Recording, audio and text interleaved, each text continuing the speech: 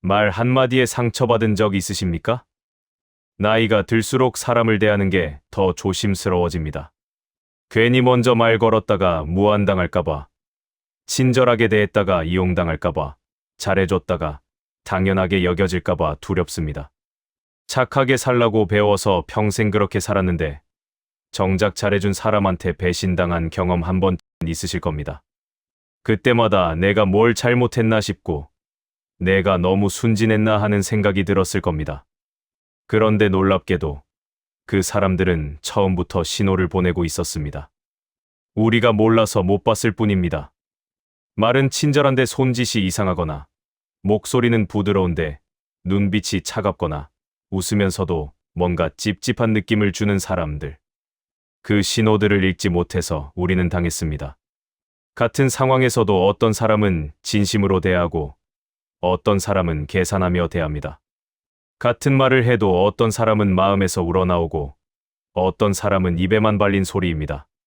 그 차이는 단 몇 초, 작은 행동 하나에서 벌어집니다. 손을 어떻게 움직이는지, 눈을 어디로 두는지, 약한 사람 앞에서 어떻게 구는지. 거기에 답이 다 있습니다. 오늘 이 영상에서는 본성을 숨긴 사람들이 무심코 드러내는 신호 7가지를 낱낱이 공개합니다. 손짓, 말투, 약자 대하는 태도, 시선 회피, 사과 방식, 돈 쓰는 습관, 침묵. 이 7가지만 알아도 앞으로는 사람을 볼 때 훨씬 명확해집니다. 심리학 연구와 철학자들의 통찰, 그리고 우리가 실제로 겪는 현실 경험을 함께 엮어서 말씀드리겠습니다. 지금까지 어떤 사람들한테 잘해주셨든 상관없습니다. 오늘부터 바꾸면 됩니다. 이제는 신호를 읽을 줄 알아야 합니다. 본성을 숨긴 사람들로부터 내 마음을 지킬 줄 알아야 합니다. 억울하게 당하지 않으려면 먼저 알아야 합니다. 그 사람이 진짜 어떤 사람인지 말입니다. 그럼 지금부터 본성을 드러내는 7가지 신호를 하나씩 살펴보겠습니다. 이 영상이 도움이 되신다면 구독과 좋아요 부탁드립니다. 여러분처럼 인생 경험 많으신 분들이 공감하고 나눠주실 때 더 많은 분들이 같은 실수를 반복하지 않으실 수 있습니다. 첫 번째, 손이 말한다. 동네 경로당에 가면 늘 보이는 분이 한 분 계십니다. 말을 할 때마다 손을 크게 휘두르고 제스처가 유난히 큽니다. 아니, 내가 그때 말이야 하면서 손을 탁탁 치고 정말로 그랬다니까 하면서 팔을 쫙 펼칩니다. 처음에는 그냥 성격이 활발한 사람인가 보다 했습니다. 그런데 이상한 건 그분이 하는 말을 나중에 확인해보면 사실이 아닌 경우가 많다는 겁니다. 과장도 있고 아예 없던 일을 있었던 것처럼 말하기도 합니다. 다른 분들도 슬슬 눈치를 채기 시작했습니다. 저 양반 말은 반만 믿어야 해 하는 분위기가 됐죠. 근데 신기한 건 그분은 본인이 거짓말하는 줄 모르는 것처럼 행동한다는 겁니다. 오히려 더 크게 손짓하고 더 확신에 찬 목소리로 말합니다. 마치 손짓이 크면 클수록 말이 진짜처럼 보일 거라고 믿는 것 같습니다. 이런 패턴은 심리학 연구에서도 명확하게 나타납니다. 캐나다 토론토 대학교의 연구팀이 진행한 실험이 있습니다. 참가자들에게 거짓말과 진실을 섞어서 이야기하게 한 뒤 그들의 손동작을 분석했습니다. 결과는 놀라웠습니다.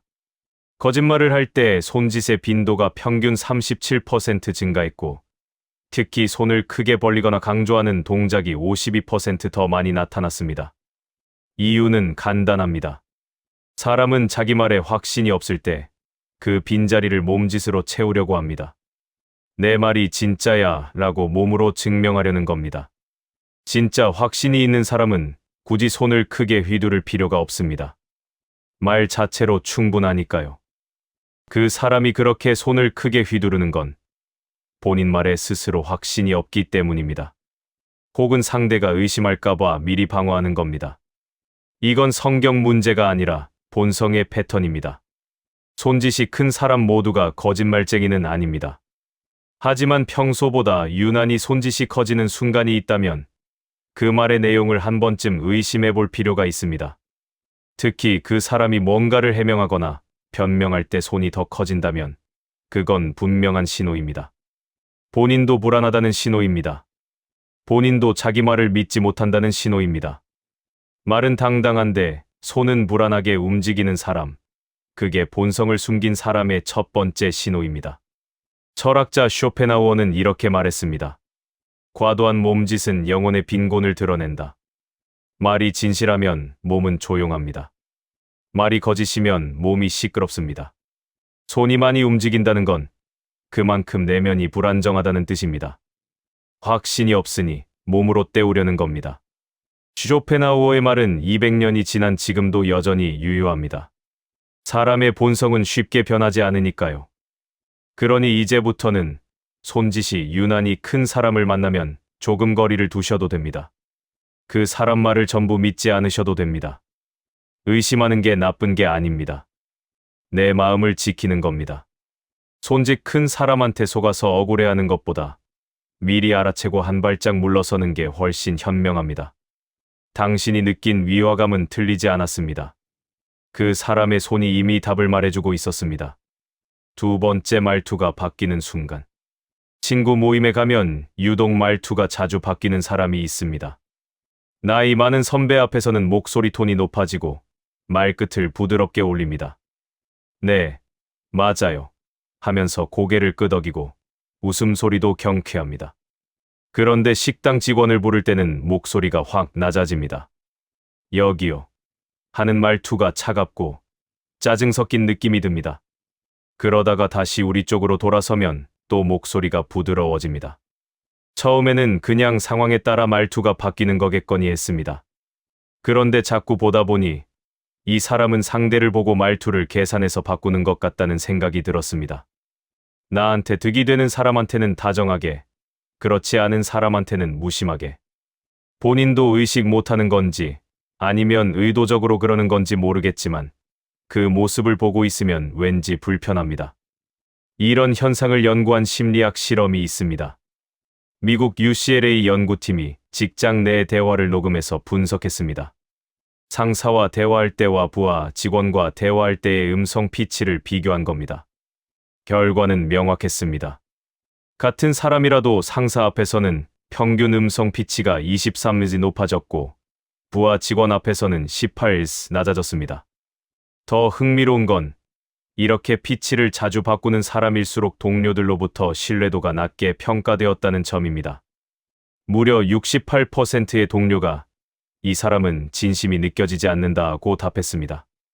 사람의 귀는 생각보다 정직합니다. 말투가 바뀌는 걸 감각적으로 알아챕니다. 그리고 그 순간 무의식적으로 경계심을 갖게 됩니다. 그 사람이 말투를 바꾸는 건 상대에 따라 자기 이익을 계산하고 있기 때문입니다. 이 사람한테 잘 보여야 할지 아니면 그냥 대충 대해도 될지를 순간순간 판단하는 겁니다. 이건 성격이 밝아서도 아니고 사교성이 좋아서도 아닙니다. 본성의 패턴입니다. 진짜 진심이 있는 사람은 말투가 크게 안 바뀝니다. 상대가 사장이든 직원이든 친구든 처음 보는 사람이든 비슷한 톤으로 말합니다. 왜냐하면 그 사람에게는 일관된 내면이 있으니까요. 반대로 말투가 자주 바뀌는 사람은 내면이 아니라 상황을 보고 반응하는 겁니다. 상대의 가치를 저울질하고 자기한테 이익이 되는지 계산하는 겁니다. 목소리 톤 하나로 그 사람의 본심이 드러나는 겁니다. 프랑스 철학자 몽테뉴는 이렇게 말했습니다. 가면을 자주 바꾸는 사람은 결국 자기 얼굴을 잃는다. 상대에 따라 목소리를 바꾸고 말투를 바꾸고 태도를 바꾸다 보면 나중에는 자기 자신이 누군지도 모르게 됩니다. 그런 사람 곁에 있으면 우리도 불안해집니다. 저 사람이 나한테 보여주는 모습이 진짜인지 아니면 또 다른 가면인지 알 수가 없으니까요. 몽테뉴의 말은 지금도 여전히 유효합니다. 말투가 자주 바뀌는 사람을 조심하라는 건 옛날부터 내려온 지혜입니다. 그러니 이제부터는 말투가 상황에 따라 확 바뀌는 사람을 보면 마음을 쓰지 않으셔도 됩니다. 그 사람이 당신한테 다정하게 말한다고 해서 그게 진심이라고 믿지 않으셔도 됩니다. 어쩌면 당신 앞에서만 그런 말투를 쓰는 걸 수도 있습니다. 다른 사람 앞에서는 또 다른 목소리를 낼 수도 있습니다. 그런 사람한테 마음 주지 마세요. 내 감정 보호하는 게 먼저입니다. 당신이 느낀 그 이상한 느낌은 틀리지 않았습니다. 그 사람의 목소리 톤이 이미 답을 말해주고 있었습니다. 세 번째 약자 앞에서 드러나는 본성. 동네 식당에서 점심을 먹고 있었습니다. 옆 테이블에 깔끔하게 차려입은 중년 남자분이 앉아 계셨습니다. 웃는 얼굴로 전화 통화를 하는데 목소리도 부드럽고 예의 바른 것처럼 들렸습니다. 네, 사장님. 알겠습니다. 제가 잘 처리하겠습니다. 전화를 끊고 나서도 주변 사람들한테 고개 숙여 인사하고 웃으면서 자리에 앉았습니다. 그런데 음식이 나오는 게 조금 늦어지자 그분 표정이 바뀌기 시작했습니다. 젊은 여자 직원을 손짓으로 부르더니 야, 음식이 왜 이렇게 안 나와? 하고 말했습니다. 반말에 짜증 섞인 목소리였습니다. 직원이 죄송하다고 고개 숙이며 말하는데도 에이, 됐어. 빨리 좀 가져와 하고 손을 휘저었습니다. 그 모습을 보는 순간 아까 전화할 때 그 공손한 목소리는 다 어디 갔나 싶었습니다. 같은 사람 맞나 싶을 정도로 태도가 달랐습니다. 이런 현상을 정확하게 포착한 심리학 연구가 있습니다. 네덜란드 암스테르담 대학교의 연구팀이 권력과 공감 능력의 관계를 실험했습니다. 참가자들을 두 그룹으로 나눠서 한 그룹에게는 자신이 권력을 가진 상황을 상상하게 하고 다른 그룹에게는 권력이 없는 상황을 상상하게 했습니다. 그리고 나서 타인의 감정을 읽는 테스트를 진행했습니다. 결과는 충격적이었습니다. 권력을 가졌다고 상상한 그룹은 타인의 감정 인식 정확도가 평균 41% 낮아졌습니다. 더 놀라운 건 이 효과가 단 5분 만에 나타났다는 점입니다. 권력을 느끼는 순간 사람은 타인의 고통에 둔감해집니다. 상대가 어떻게 느끼는지에 대한 관심 자체가 줄어듭니다. 반대로 자기보다 약한 사람을 대할 때는 그 사람을 인간으로 보는 게 아니라 기능으로 보게 됩니다. 그 사람이 약한 사람 앞에서 그렇게 구는 건 상대를 사람으로 안 보기 때문입니다. 자기보다 낫다고 생각하면 존중할 필요를 못 느끼는 겁니다. 이건 일시적인 기분 문제가 아니라 본성입니다. 정말 괜찮은 사람은 상대가 누구든 비슷하게 대합니다. 사장 앞에서나 직원 앞에서나 말투가 비슷합니다. 왜냐하면 그 사람에게는 사람을 대하는 기본 태도가 있으니까요. 반대로 약자 앞에서 태도가 확 바뀌는 사람은 기본이 없는 겁니다. 힘의 관계만 보는 겁니다. 이 사람이 나한테 도움이 되는지 안 되는지만 계산하는 겁니다. 약자를 대하는 태도가 그 사람의 진짜 인격이고 진짜 본성입니다. 독일 철학자 칸트는 이렇게 말했습니다. 사람을 수단으로 대하지 말고 목적 그 자체로 대하라. 식당 직원도 사람입니다. 청소하시는 분도 사람입니다. 택시 기사님도 사람입니다. 그런데 어떤 사람들은 자기한테 서비스를 제공하는 사람을 그냥 도구처럼 대합니다. 친절할 필요도 없고 고마워할 필요도 없다고 생각합니다. 칸트가 이 말을 한 지 200년이 넘었는데도 여전히 이걸 지키지 못하는 사람이 많습니다. 약자 앞에서 드러나는 태도가 그 사람의 진짜 인격입니다. 그러니 이제부터는 약한 사람 앞에서 태도가 바뀌는 사람을 보시면 선을 그으셔도 됩니다. 그 사람이 당신한테 아무리 친절해도 그게 진심은 아닐 수 있습니다. 당신이 그 사람한테 쓸모 있을 때만 친절한 겁니다. 나중에 쓸모 없어지면 당신도 그 식당 직원처럼 대할 겁니다. 그런 사람한테 기대하지 마세요. 그런 사람한테 상처받지 마세요. 거리 두는 게 답입니다. 당신이 느낀 그 불편함은 틀리지 않았습니다. 그 사람이 약자를 대하는 태도가 이미 모든 걸 말해주고 있었습니다. 네 번째, 눈을 피하는 이유. 병원 대기실에 앉아서 차례를 기다리고 있었습니다. 옆자리에 70대로 보이는 남자분이 앉았습니다. 인사를 건넬까 해서 눈을 마주치려고 했는데 그분이 슬쩍 고개를 돌리더군요. 그냥 우연인가 싶어서 다시 한번 쳐다봤는데 또 시선을 피합니다. 핸드폰을 보는 척, 천장을 보는 척, 바닥을 보는 척. 계속 눈을 안 마주치려고 합니다. 이상하다 싶었는데 나중에 간호사가 그분 이름을 부르면서 지난번에 말씀드린 서류 가져오셨어요? 하고 물었습니다. 그분이 그게 깜빡했네요. 하면서 또 시선을 아래로 내리더군요. 간호사 눈도 안 마주치고 손으로 머리를 긁적이면서 변명만 늘어놓았습니다. 그제야 알겠더군요. 이 사람은 뭔가 찔리는 게 있어서 눈을 못 마주치는 거구나. 이런 패턴을 과학적으로 분석한 연구가 있습니다. 영국 포츠머스 대학교 연구팀이 거짓말 탐지와 시선의 관계를 실험했습니다. 참가자들에게 진실과 거짓을 섞어서 말하게 한 뒤 아이 컨택 지속 시간을 측정했습니다. 결과는 명확했습니다. 진실을 말할 때는 평균 7.8초 동안 눈을 마주쳤지만 거짓말을 할 때는 평균 3.2초로 줄어들었습니다. 무려 59% 감소한 겁니다. 더 흥미로운 건 거짓말하는 사람들은 시선을 회피하면서도 본인은 의식하지 못한다는 점입니다. 나중에 영상을 보여주면 내가 이렇게 눈을 안 마주쳤어요? 하고 놀랍니다. 몸이 먼저 반응하는 겁니다. 머리로는 당당하게 말하려고 해도 눈은 이미 불안을 드러내고 있습니다. 그 사람이 눈을 피하는 건 뭔가 숨기고 있거나 찔리는 게 있기 때문입니다. 이건 수줍음이나 내성적인 성격과는 다릅니다. 내성적인 사람도 진실을 말할 때는 눈을 마주칩니다. 불편해하긴 해도 피하지는 않습니다. 하지만 뭔가 숨길 게 있는 사람은 눈 마주치는 걸 의도적으로 피합니다. 본능적으로 압니다. 눈을 마주치면 들킬 것 같다는 걸. 정말 떳떳한 사람은 눈을 피할 이유가 없습니다. 할 말 다 하고 눈 똑바로 보고 말합니다.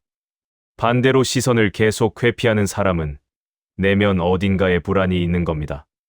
거짓말을 하거나 뭔가 숨기거나 자신이 없거나 어느 쪽이든 그 사람의 눈이 본성을 드러내고 있는 겁니다. 그리스 철학자 플라톤은 이렇게 말했습니다. 눈은 영혼의 창이다. 사람의 눈을 보면 그 사람 내면이 보입니다. 당당한 사람의 눈은 맑습니다. 떳떳한 사람의 눈은 흔들리지 않습니다. 반대로 뭔가 숨기는 사람의 눈은 불안합니다. 이리저리 움직이고 초점이 흐릿하고 상대를 똑바로 보지 못합니다. 플라톤이 이 말을 한 지 2000년이 넘었지만 여전히 맞는 말입니다. 눈만큼 정직한 신호는 없습니다. 입으로는 거짓말할 수 있어도 눈으로는 거짓말하기 어렵습니다. 그러니 이제부터는 눈을 자꾸 피하는 사람을 만나면 책임 분리를 하셔도 됩니다. 그 사람이 무슨 문제를 안고 있든 그건 그 사람 문제입니다. 당신이 해결해 줄 필요 없습니다. 당신이 이해해 줄 필요도 없습니다. 눈 피하는 사람한테 진심을 기대하지 마세요. 그 사람은 지금 자기 내면의 불안과 싸우고 있는 겁니다. 당신한테 솔직할 여유가 없는 겁니다. 그런 사람한테 마음 쓰지 마세요. 당신이 느낀 그 이상한 느낌은 틀리지 않았습니다. 그 사람이 피하는 시선이 이미 답을 말해주고 있었습니다. 5번째, 사과하지 않는 사람. 가족 모임이 있었습니다. 명절도 아닌데 오랜만에 친척들이 모였습니다. 식사 준비를 하는데 한 친척분이 실수로 국그릇을 떨어뜨렸습니다. 바닥에 국물이 쏟아지고 그릇이 깨졌습니다. 모두 놀라서 그쪽을 봤습니다. 그런데 그분이 한 말이 이상했습니다. 이 그릇이 왜 이렇게 미끄러워? 누가 여기다 기름칠이라도 했나? 사과는 안 하고 그릇 탓을 하더군요. 옆에서 다른 분이 괜찮아요. 치우면 되죠. 하고 말했는데도 에이, 요즘 그릇들은 품질이 엉망이야. 옛날 그릇은 안 그랬는데 하면서 계속 변명만 했습니다. 결국 다른 사람들이 다 치우고 그분은 그냥 옆에 서 계셨습니다. 미안하다는 말 한마디 없이. 나중에 다른 친척이 아까 미안하다는 말이라도 하시지 하고 살짝 말했더니 내가 일부러 그런 것도 아닌데 왜 미안해야 돼? 하고 되레 짜증을 내더군요. 그 모습을 보면서 이 사람은 평생 이렇게 살아왔겠구나 싶었습니다. 이런 사과 방식을 분류한 심리학 연구가 있습니다. 미국 오하이오 주립대학교 연구팀이 사과 유형과 성격의 관계를 분석했습니다. 참가자들에게 가상의 실수 상황을 주고 어떻게 사과할지 답하게 했습니다. 그리고 그들의 성격 특성을 측정했습니다. 결과는 놀라웠습니다. 책임을 회피하거나 변명하는 방식으로 사과하는 사람들은 자기의 성향이 평균보다 73% 높았고 공감 능력은 48% 낮았습니다. 이들은 자신의 실수를 인정하는 것 자체를 자존심에 대한 공격으로 받아들였습니다. 내가 틀렸다는 말을 하는 순간 자기 가치가 무너진다고 느끼는 겁니다. 그래서 변명을 만들고 남 탓을 하고 상황 탓을 합니다. 진짜 문제는 이런 사람들은 본인이 제대로 사과하지 않았다는 사실조차 모른다는 겁니다. 그 사람이 그렇게 사과하는 건 자기 잘못을 인정하면 자기가 작아진다고 생각하기 때문입니다. 이건 자존감이 강해서가 아니라 오히려 약해서 그렇습니다. 진짜 자존감이 있는 사람은 실수를 인정해도 흔들리지 않습니다. 아, 내가 실수했네. 미안해. 하고 담담하게 말할 수 있습니다. 그게 자기 가치를 떨어뜨리지 않는다는 걸 알기 때문입니다. 하지만 내면이 불안한 사람은 작은 실수 하나도 자기 존재를 위협하는 것처럼 느낍니다. 그래서 변명하고 회피하고 남 탓을 하는 겁니다.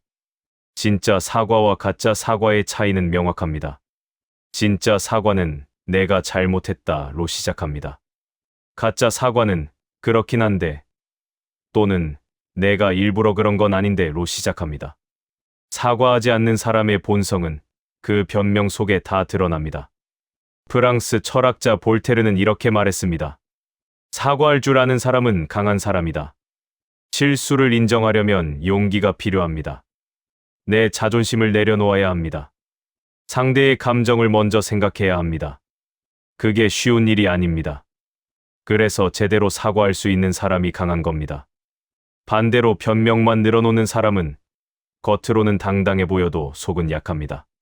자기 잘못 하나 인정 못할 만큼 불안한 겁니다. 볼테르의 말은 지금도 여전히 유효합니다. 사과 방식을 보면 그 사람의 내면 강도가 보입니다. 그러니 이제부터는 제대로 사과하지 않는 사람을 만나면 놓아주셔도 됩니다. 그 사람한테 진심 어린 사과를 기대하지 마세요. 그 사람은 평생 그렇게 살아왔고 앞으로도 그럴 겁니다. 당신이 아무리 말해도 안 바뀝니다. 변명하는 사람한테 상처받지 마세요. 그 사람은 자기 내면의 불안 때문에 그러는 겁니다. 당신 문제가 아닙니다. 놓아주는 게 답입니다. 당신이 느낀 그 허탈함은 틀리지 않았습니다. 그 사람의 사과 방식이 이미 모든 걸 말해주고 있었습니다. 6번째, 계산할 때 드러나는 본성. 동창회가 있었습니다. 오랜만에 만난 친구들과 저녁을 먹고 2차로 카페에 갔습니다. 다들 나이가 드니까 술보다는 차를 마시며 이야기하는 게 좋더군요. 계산할 시간이 됐는데 한 친구가 내가 낼게 하면서 카드를 냈습니다. 그런데 카드가 안 되더군요. 이상한데.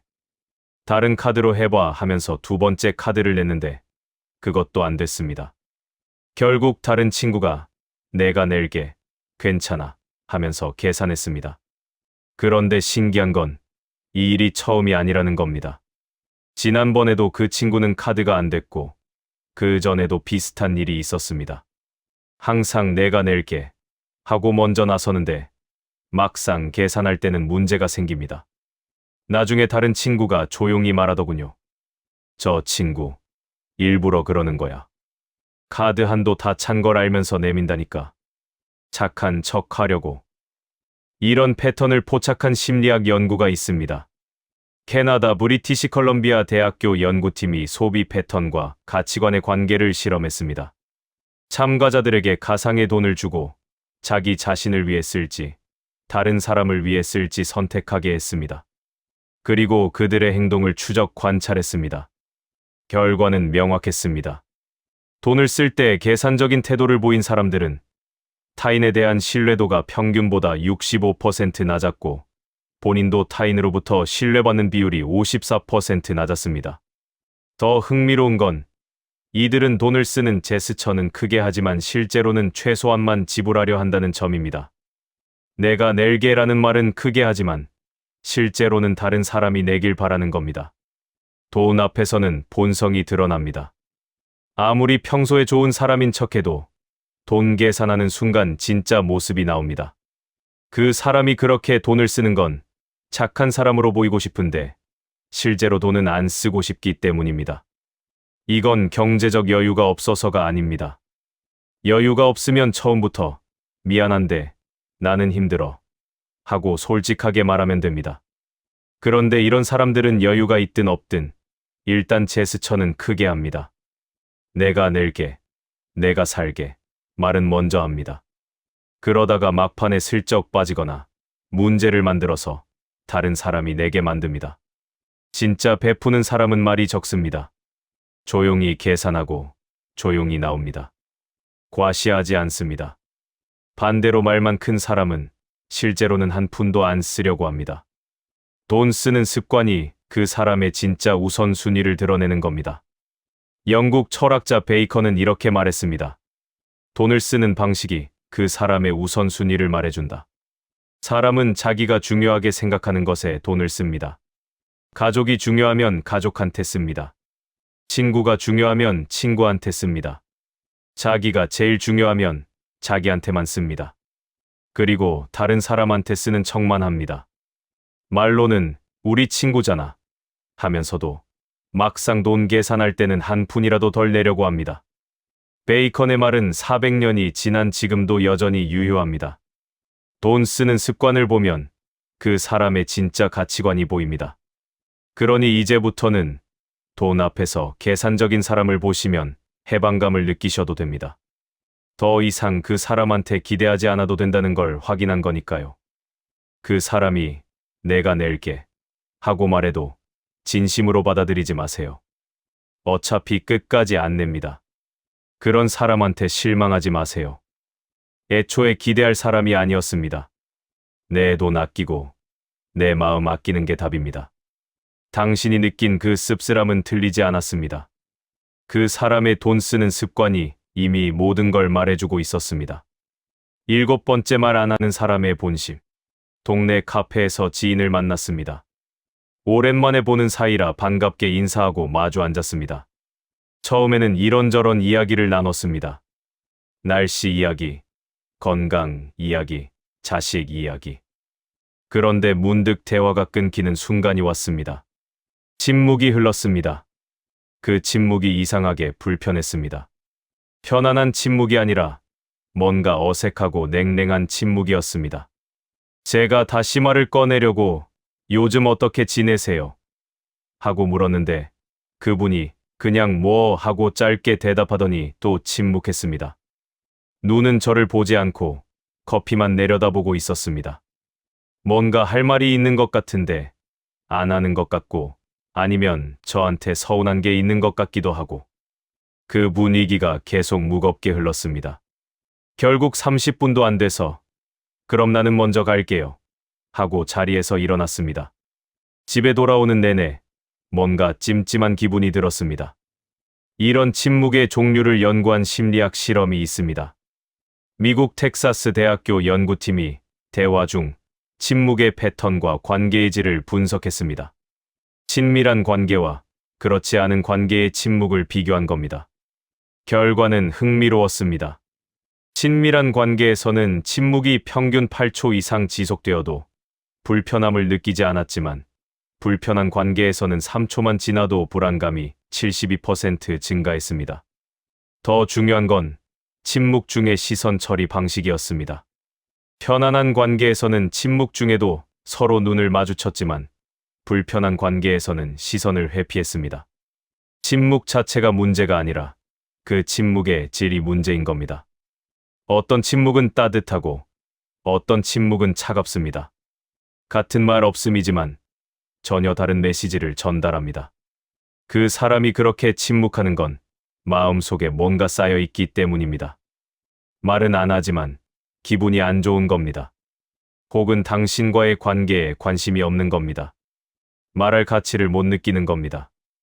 이건 과묵한 성격과는 다릅니다. 과묵한 사람도 마음이 통하는 사람 앞에서는 침묵이 편안합니다. 굳이 말 안 해도 서로 이해하는 느낌이 있습니다. 하지만 냉랭한 침묵은 다릅니다. 그 침묵 속에는 불편함, 거리감, 때로는 적대감까지 담겨 있습니다. 말 안 하는 게 때로는 말하는 것보다 더 강한 메시지입니다. 침묵으로 거리를 만들고, 침묵으로 벌을 주고, 침묵으로 상대를 고립시키는 겁니다. 그 침묵 속에 본성이 다 드러납니다. 독일 철학자 니체는 이렇게 말했습니다. 침묵은 때로 가장 잔인한 거짓말이다. 할 말이 있는데 안 하는 것, 감정이 있는데 표현 안 하는 것, 그게 때로는 거짓말보다 더 상대를 힘들게 만듭니다. 뭐가 문제인지 알 수가 없으니까요. 물어봐도 아니야, 괜찮아 하면서 또 침묵합니다. 그 침묵 속에서 상대는 혼자 추측하고, 혼자 불안해하고, 혼자 상처받습니다. 니체가 이 말을 한 지 100년이 넘었지만 여전히 맞는 말입니다. 차가운 침묵은 폭력입니다. 말없이 상대를 벌주는 겁니다. 그러니 이제부터는 차가운 침묵으로 대하는 사람을 만나면 내 감정 보호하셔도 됩니다. 그 사람이 왜 침묵하는지 알아내려고 애쓰지 마세요. 물어봐도 대답 안 합니다. 그냥 그 사람은 그런 사람입니다. 감정을 말로 표현할 줄 모르는 사람입니다. 혹은 당신한테 표현할 마음이 없는 사람입니다. 어느 쪽이든 당신이 해결할 문제가 아닙니다. 냉랭한 침묵 속에서 혼자 상처받지 마세요. 그 사람의 침묵은 그 사람 문제입니다. 당신 잘못이 아닙니다. 거리 두고 마음 접는 게 답입니다. 당신이 느낀 그 불편함은 틀리지 않았습니다. 그 사람의 침묵이 이미 모든 걸 말해주고 있었습니다. 쇼펜하우어는 이런 말을 남겼습니다. 사람을 제대로 알기까지는 시간이 걸리지만 본성은 항상 작은 틈으로 새어나온다. 우리는 평생 사람을 만나며 살아왔습니다. 좋은 사람도 만났고 나쁜 사람도 만났습니다. 때로는 좋은 사람인 줄 알았는데 나중에 실망했고, 때로는 별로인 줄 알았는데 시간이 지나니 좋은 사람이었던 경우도 있었습니다. 그렇게 겪으면서 우리는 배웠습니다. 사람은 말로만 판단할 게 아니라는 걸. 겉모습만 보고 믿으면 안 된다는 걸. 작은 행동 하나, 작은 태도 하나가 그 사람의 진짜 모습을 말해준다는 걸 말입니다. 손짓이 유난히 큰 사람, 말투가 자주 바뀌는 사람, 약자 앞에서 태도가 달라지는 사람, 눈을 자꾸 피하는 사람, 제대로 사과하지 않는 사람, 돈 앞에서 계산적인 사람, 차갑게 침묵하는 사람. 이 7가지 신호는 우연이 아닙니다. 그 사람의 본성이 새어나오는 순간들입니다. 우리가 그동안 느꼈던 그 이상한 느낌, 그 찝찝한 감각, 그 불편한 분위기는 다 이유가 있었습니다. 우리 감이 맞았습니다. 우리가 예민해서가 아니라 상대가 정말 그런 사람이었던 겁니다. 이제는 조금 달라져도 됩니다. 착하게만 살려고 애쓰지 않아도 됩니다. 모든 사람한테 잘 보이려고 하지 않아도 됩니다. 본성을 숨긴 사람한테 억울하게 당하지 않으려면 먼저 알아야 합니다. 신호를 읽어야 합니다. 작은 행동에서 진실을 봐야 합니다. 그리고 거리를 둘 줄 알아야 합니다. 모든 사람과 친하게 지낼 필요는 없습니다. 나쁜 사람한테 마음 쓸 필요도 없습니다. 내 마음, 내 시간, 내 에너지는 소중합니다. 그걸 아껴야 합니다. 당신이 느낀 불편함은 틀리지 않았습니다. 당신이 느낀 위화감은 정확했습니다. 당신은 이미 알고 있었습니다. 다만 확신하지 못했을 뿐입니다. 이제는 확신하셔도 됩니다. 그 사람의 손짓, 말투, 태도, 시선, 사과 방식, 돈 쓰는 습관, 침묵이 모두 당신한테 답을 말해주고 있었습니다. 당신은 충분히 잘 보고 계셨습니다. 이제는 그 신호를 믿고 행동으로 옮기시면 됩니다. 거리 두고, 마음 접고, 내 삶을 지키시면 됩니다. 나이가 들수록 사람을 가려서 만나는 게 중요합니다. 에너지가 예전 같지 않으니까요. 시간도 예전만큼 많지 않으니까요. 그래서 더 신중해야 합니다. 더 현명해야 합니다. 좋은 사람한테는 따뜻하게, 나쁜 사람한테는 단호하게. 그게 우리가 나이 들어가며 배워야 할 지혜입니다. 억울하게 당하지 않는 것, 그게 나를 지키는 첫걸음입니다. 오늘 이 영상이 조금이나마 도움이 되셨기를 바랍니다. 여러분 모두 좋은 사람들과 좋은 시간 보내시길 바랍니다. 그리고 나쁜 사람들로부터는 조금씩 멀어지시길 바랍니다. 우리의 남은 시간이 편안하고 따뜻했으면 좋겠습니다. 상처받지 않고, 억울해하지 않고, 마음 편하게 살 수 있으면 좋겠습니다. 우리도 조금씩 더 자유로워질 수 있으면 좋겠습니다. 사람 마음 명언 노트였습니다. 오늘 영상이 마음에 와닿으셨다면 구독 눌러주시면 좋겠습니다. 비슷한 고민 가진 분들이 함께 모일 때 서로가 서로에게 배움이 됩니다. 좋아요 한번 눌러주시면 더 많은 분들한테 이 이야기가 전해집니다. 혼자 끙끙 앓지 말고 주변 분들과도 나눠보세요. 댓글로 여러분의 경험 남겨주시면 그게 또 다른 누군가한테는 위로가 되고 답이 될 겁니다. 우리 같은 경험한 사람들끼리 조금씩 나누다 보면 덜 외롭습니다. 다음 영상에서 또 뵙겠습니다. 건강하시고 평안하세요.